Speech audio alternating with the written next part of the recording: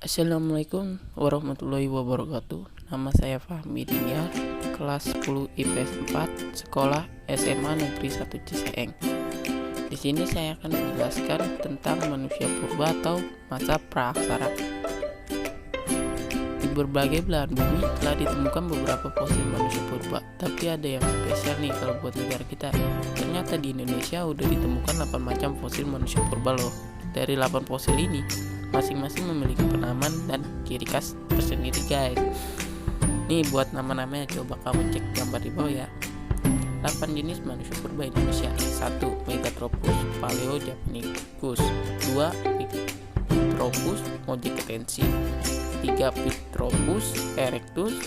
4. Pictropus solensis. 5. Homo erectus. 6. Homo florensis. 7. Homo florensis. 8. Homo spesies. Oke, sekarang masuk ke dalam penjelasannya ya. Manusia purba di Indonesia. 1. Megatropus Paleojavanicus. Yang pertama itu Megatropus Paleojavanicus, yang artinya manusia besar tertua dari Jawa. Ini diambil dari kata mega yang artinya besar, Anthropus yang artinya manusia, Paleo yang artinya tua, dan Javanicus yang artinya Jawa. Dinamakan Javanicus bukan berarti mereka dulu ngomongnya pakai bahasa Jawa ya, tapi karena ditemukan dari Sangiran, Jawa Tengah oleh G.H.R. von Koenigswald pada tahun 1936 hingga 1941. Megatropus Paleojavanicus memiliki ciri-ciri kening menjorok ke depan, tulang pipi tebal, tidak memiliki tulang dagu, tonjolan kepala tajam ke belakang, rahang tegang, dan geraham besar. Tinggi mencapai 2,5 meter. 2. Pithecanthropus mojicatensis. Sekarang masuk ke kategori Pithecanthropus. Ada yang namanya Pithecanthropus mojicatensis, artinya manusia kera dari Mojokerto. Ini diambil dari kata Pithecanthropus yang artinya kera, dan Anthropus yang artinya manusia, karena ditemukan di Mojokerto, Jawa Timur. Jadi dinamainya Mojokertoensis. Nah, kalau ini tingginya nggak setinggi Megatropus nih, yang katanya bisa di atas 2 meter tingginya. Kalau mereka cuma kisaran 165 hingga 108 meter ya. Dan fosil manusia purba ini juga ditemukan oleh von Koenigswald ya pada tahun 1936. Kalau menurut para ahli, fosil Pithecanthropus mojicatensis ini diyakini yang paling tua usianya loh. 3. Pithecanthropus erectus. Berikut masih di kategori yang sama. Ada Pithecanthropus erectus yang artinya manusia kera, berbeda tegak. Diambil dari kata erectus yang artinya tegak.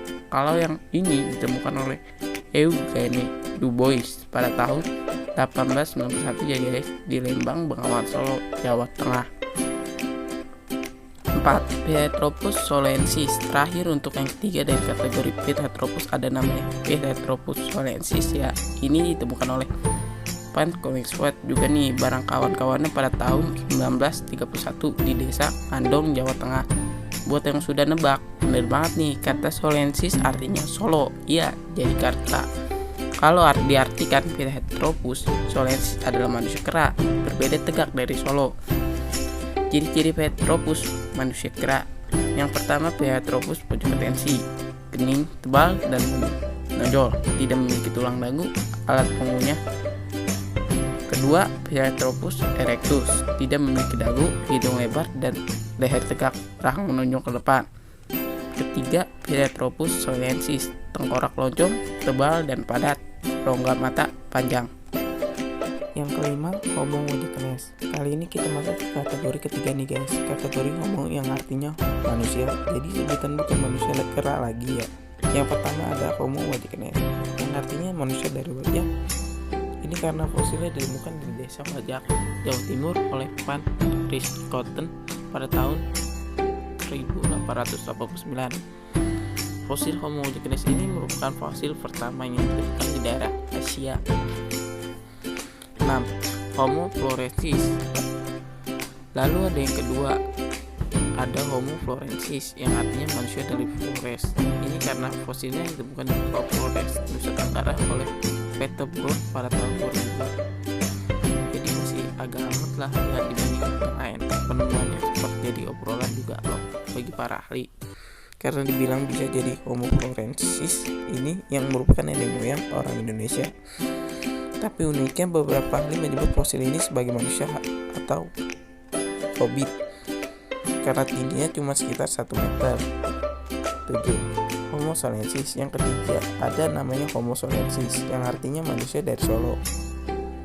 Lagi fosil ini ditemukan oleh von Koenigswald yang bersama kawannya pada tahun 1931 di Sangiran, Jawa Tengah. Walaupun namanya sama-sama solensis seperti fosil Pithecanthropus, belum jangan sampai tertukar ya, karena keduanya ditemukan di tempat yang berbeda dan memiliki ciri yang berbeda juga. Kapan? Homo sapiens, dan yang terakhir ada Homo sapiens yang artinya manusia cerdas atau bijak. Ini diambil dari kata spesies yang artinya bijaksana.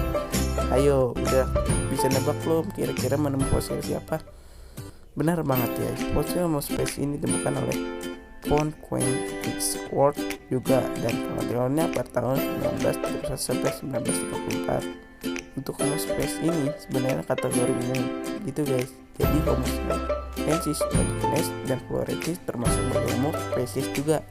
Hanya saja masing-masing memiliki ciri khas sendiri. Ciri-ciri Homo atau manusia purba. Homo Hodgkiness manusia dari wajah, volume otak 1630 cc, tinggi sekitar 120 cm, wajah datar dan lebar, memiliki tengkorak rahang atas dan bawah, tulang paha dan kening. Homo florensis manusia dari Flores, tengkorak kecil, tinggi rata-rata 105 cm, dahi sempit dan tidak menonjol, rahang menonjol. Homo solensis manusia dari Solo, volume otak 1000 hingga 1300 cc, tinggi mencapai 210 cm. Homo sapiens manusia cerdas, volume otak 13.000 hingga 14.550 cc, tinggi mencapai 210 cm, berat mencapai 150 kg. Oke, sampai sini aja yang dapat saya sampaikan.